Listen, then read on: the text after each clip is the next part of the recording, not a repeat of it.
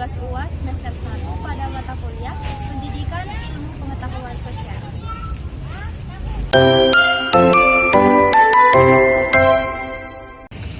Jadi hari ini kami bakal wawancara di pasar pagi di Indralaya.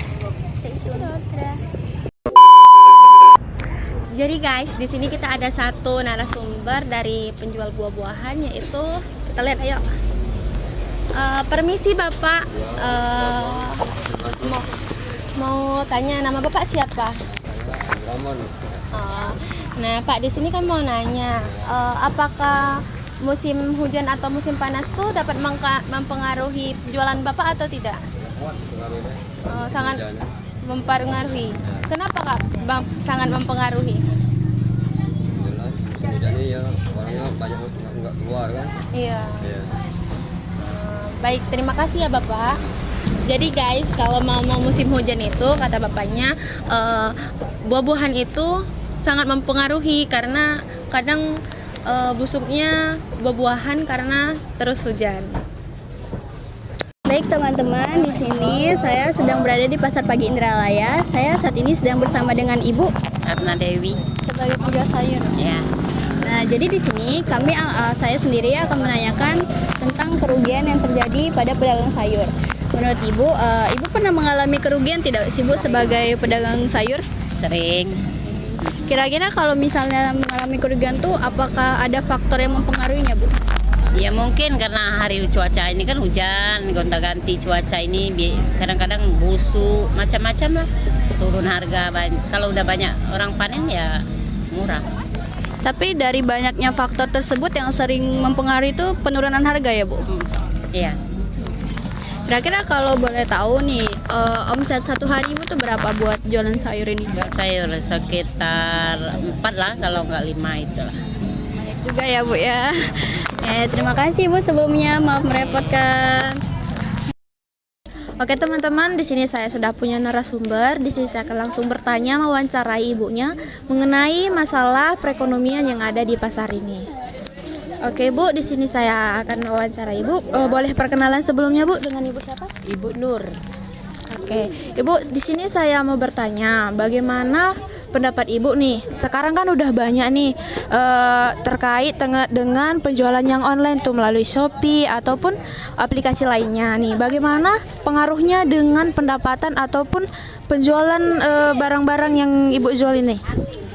Kalau untuk pendapatan dengan penjualannya benar-benar merosot ya. Ya gimana ya, yang adanya yang di online itu yang pasti dia lebih murah kan. Nah kita ya gimana ya untuk menyikapinya, ya pokoknya tetap jalani aja lah ya. Yang penting terus tetap berjualan untuk pedagang. Yang pasti harus benar-benar sabar, karena yang namanya penjualan online katanya lebih murah, ya kita jalani ya, namanya persaingan bisnis. Nah, seperti itulah. Oke, terima kasih ya Ibu ya. Saya Pak Rudi yang berada di Pasar Pagi, sekarang beralamat di Serjana. Jadi yang menjadi pertanyaan saya juga, Dan saya juga belum nanya, adik siapa? perkenalkan nama saya Sinta Sendirian, saya dari jurusan Pendidikan Ekonomi dari Universitas Sriwijaya. Jadi di sini saya mau wawancara Pak. Jadi yang menjadi pertanyaan saya itu, tantangan apa yang Bapak hadapi dalam bersaing dengan pedagang yang memiliki modal besar? Satu, karena kita modal kecil, mau tak mau kita harus tidak bisa menyesuaikan dengan orang-orang yang bermodal besar. Maka kami berharap adanya campur tangan pemerintah dalam menertibkan harga. Satu.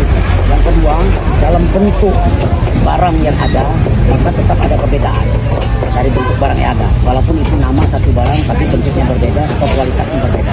Itu mungkin jadi hambatan dan tantangan bagi kami. Yang kedua, situasi alam. Karena kita pasar pagi, pasar yang terbuka, kita terima, maka situasi alam juga pertimbangkan menjadi hambatan bagi kami. Seolah-olah dalam hal itu bukan berarti kita tidak percaya dengan kesatuan, tapi mau tak mau kalau air hujan berpengaruh juga. Itu salah satu hambatan. Yang ketiga selanjutnya itu dalam menghasilkan barang. Kita tidak bisa, karena apa? Karena dari barang yang masuk ke kita itu kadang-kadang ada, kadang-kadang enggak. Itu mungkin itu tantangannya. Selanjutnya kami mengharapkan bantuan dari pemerintah ya dalam mendeskripsikan bantuan. Mungkin itu saja sekedar tambahan tantangan kami. Terima kasih ya Pak. Ya, sama-sama. Dari wawancara tersebut berkaitan dengan ilmu ekonomi karena mencerminkan interaksi penawaran dan permintaan, perilaku konsumen, efisiensi alokasi sumber daya, struktur pasar seperti persaingan, serta dampaknya terhadap kesejahteraan ekonomi masyarakat. Masalah ekonomi di pasar adalah ketidakseimbangan antara penawaran dan permintaan akibat keterbatasan sumber daya, perilaku pelaku ekonomi, atau kegagalan pasar seperti monopoli, eksternalitas, dan informasi tidak sempurna. Hal ini menyebabkan alokasi sumber daya yang tidak efisien atau tidak adil. Di pasar ini, kehidupan pedagang mencerminkan dinamika antara peluang dan tantangan. Peluang utamanya adalah akses langsung dengan konsumen, hubungan sosial yang kuat, dan fleksibilitas usaha. Namun, mereka menghadapi tantangan seperti persaingan dengan pasar modern, infrastruktur yang kurang memadai, dan pendapatan yang fluktuatif. Keberlanjutan pasar tradisional ini membutuhkan inovasi, pengelolaan yang adaptif, dan dukungan dari berbagai pihak untuk mengoptimalkan potensinya.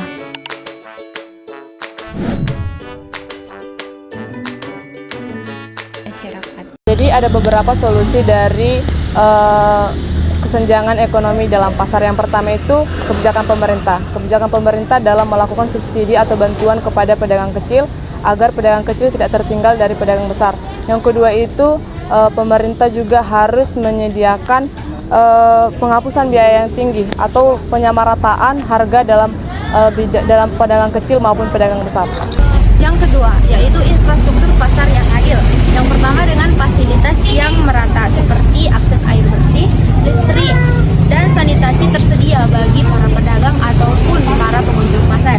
Kemudian adanya digitalisasi pasar, yaitu pengenalan teknologi kepada para pedagang untuk menyebarkan atau mempromosikan barang dagangannya ataupun produk mereka ke jenjang yang lebih luas lagi melalui platform online.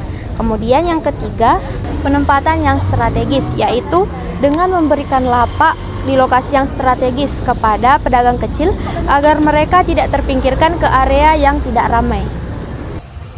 Solusi yang ketiga, pemerintah harus memberikan edukasi kepada masyarakat tentang pentingnya berbelanja di pasar tradisional daripada berbelanja di pasar online agar bisa membantu meningkatkan UMKM pada masyarakat.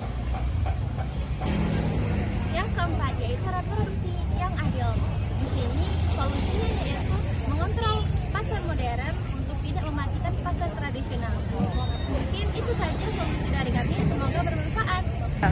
Metode pembelajaran yang digunakan untuk memaparkan materi kami yaitu dengan metode pembelajaran video aperatif, karena menyajikan materi secara menarik melalui audio dan visual yang dapat diulang, membantu pemahaman konsep, namun perlu diimbangi dengan aktivitas interaksi agar siswa dapat pasif. Sekian penjelasan permasalahan perekonomian ada di pasar bagi timbangan dari kelompok kami.